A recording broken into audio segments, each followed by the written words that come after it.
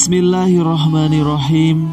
Assalamualaikum warahmatullahi wabarakatuh. Alhamdulillahilladzi an'amanna bi ni'matil iman wal islam. Wa nusalli wa nusallim ala khairil anam Sayyidina Muhammadin wa ala alihi wa sahbihi ajmain, amma ba'du. Puji beserta syukur marilah kita panjatkan kepada Allah Subhanahu wa Ta'ala yang telah memberikan beribu-ribu nikmat. Tidak lupa salawat dan salam tercurahkan kepada Nabi Muhammad Sallallahu Alaihi Wasallam, keluarganya beserta sahabat.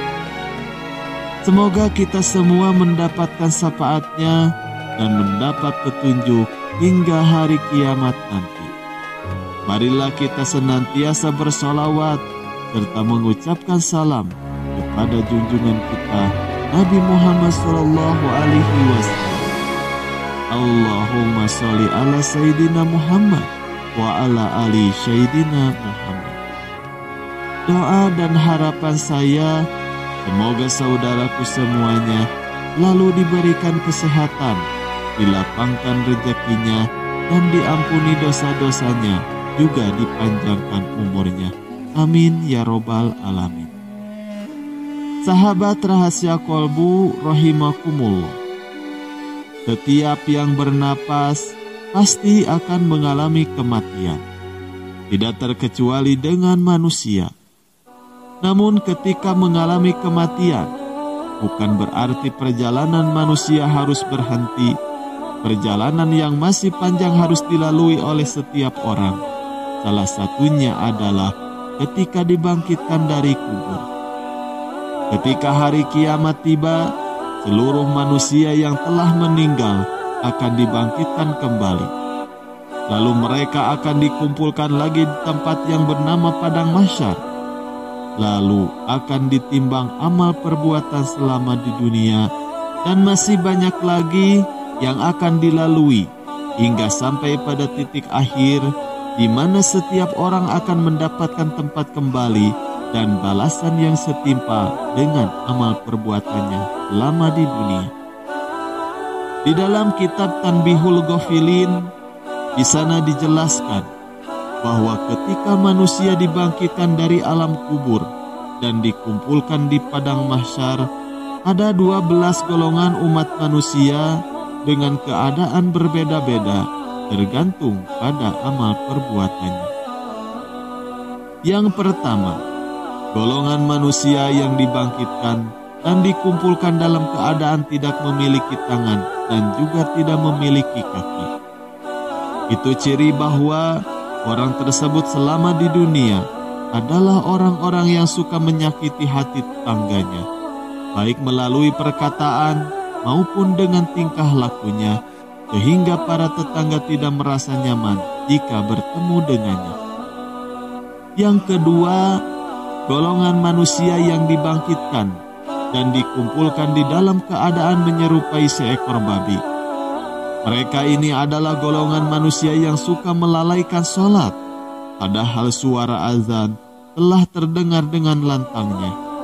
Bahkan ketika teman mereka telah mengingatkannya, mereka tetap mengacuhkannya. Yang ketiga, golongan manusia yang akan dibangkitkan dan juga dikumpulkan dalam keadaan perut seperti gunung.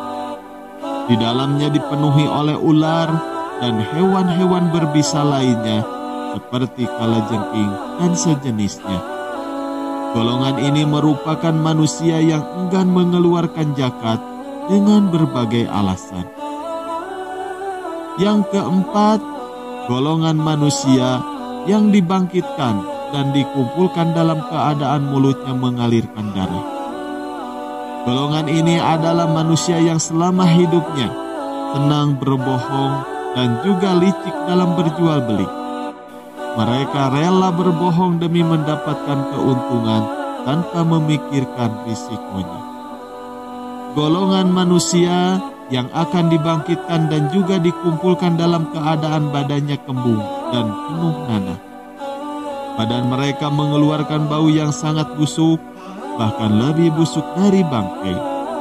Ini adalah ciri manusia yang gemar melakukan maksiat secara sembunyi-sembunyi karena takut kepada manusia lainnya, tetapi tidak takut kepada Allah Subhanahu wa Ta'ala. Yang keenam, golongan manusia yang dibangkitkan dan dikumpulkan dalam keadaan tenggorokannya dan pundaknya terpotong. Mereka adalah manusia yang selama hidupnya senang bersaksi dengan kesaksian palsu. Padahal seorang saksi pasti akan dimintai pertanggungjawaban di akhirat kelak atas kesaksiannya. Yang ketujuh, golongan manusia yang akan dibangkitkan dan dikumpulkan dalam keadaan lidahnya terpotong. Dari dalam mulutnya keluar nanah dan juga darah. Mereka adalah manusia yang selama hidupnya enggan memberikan kesaksian atau syahadat. Lalu yang kedelapan, golongan manusia yang akan dibangkitkan dan dikumpulkan dalam keadaan posisi kaki mereka ada di atas kepala mereka. Mereka adalah manusia yang sering berbuat zina, kemudian mati dalam keadaan belum bertaubat. Yang kesembilan, manusia yang akan dibangkitkan dan dikumpulkan dalam keadaan wajahnya hitam dan matanya melotot, dan perutnya juga dipenuhi oleh api. Mereka adalah manusia yang selama hidupnya senang mengambil hak dan memakan harta anak yatim secara dengan zalim. Yang kesepuluh, golongan manusia yang dibangkitkan dan dikumpulkan dalam keadaan tubuhnya dipenuhi dengan penyakit kulit. Mereka adalah manusia yang selama hidupnya durhaka kepada orang tua, selalu menolak perintah orang tua, bahkan sampai menyakiti hati orang tua. Yang ke-11, golongan manusia yang akan dibangkitkan dan dikumpulkan dalam keadaan kedua matanya buta. Gigi mereka keluar seperti tanduk sapi, bibirnya menjuntai sampai ke dada, lidahnya memanjang sampai ke perut, bahkan dari dalam perutnya keluar kotoran. Mereka adalah manusia yang selama hidupnya gemar meminum arak atau minuman keras. Yang terakhir adalah golongan manusia yang akan dibangkitkan dan dikumpulkan dalam keadaan wajahnya bercahaya seperti bulan malam purnama.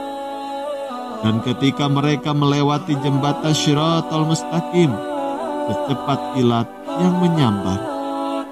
Mereka merupakan golongan manusia yang senang mengerjakan amal soleh dan berbuat kebaikan, menjauhi maksiat, menjaga sholat 5 waktu, dan mati di dalam keadaan bertaubat. Itulah pembahasan tentang 12 kondisi manusia ketika dibangkitkan di alam kubur. Wallahu a'lam bishawab. Semoga bermanfaat. Wabillahi taufiq wal hidayah. Wassalamualaikum warahmatullahi wabarakatuh.